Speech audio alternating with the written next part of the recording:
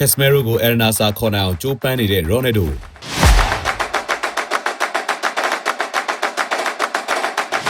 El Nassr တိုက်စစ်မှု Ronaldo ဟာ Man U ကနေထွက်ခွာတော့မဲ့အသင်းပေါ်အောင် Casemiro ကို El Nassr ကိုခေါ်နိုင်အောင်ကြိုးပမ်းနေတယ်လို့ဗြိတိန်မီဒီယာတွေကရေးသားခဲ့ပါတယ်ဘောလုံးပွဲတွေကိုရော်စားမှန်ကန်စွာကစားခြင်းနဲ့မိတ်ဆွေတို့အတွက် Lucky မြတ်သူရ Football Service မှာ iBet 789နဲ့555 Mix တို့ကိုအကောင့်သစ် bonus တွေနဲ့စိတ်ကြိုက်ကစားလို့ရနေပါပြီစိတ်ဝင်စားလို့ကစားခြင်းတော့ Viber နံပါတ်39 699-233-113မှာလာရောက်ကစားဖို့ဖိတ်ခေါ်လိုက်ပါတယ် Ronaldo ဟာ Casemiro နဲ့အတူ Real Madrid မှာရော Man U မှာပါတွဲကစားခဲ့တာကြောင့်ရင်းနှီးတဲ့ဆက်ဆံရေးရှိနေသူလည်းဖြစ်ပါတယ်Ronaldo ဟာ El Nassr တာဝန်ရှိသူတွေကို Casemiro ကိုခေါ်ဖို့လုံလောက်တဲ့ budget ရှိမရှိမေးမြန်းခဲ့တယ်လို့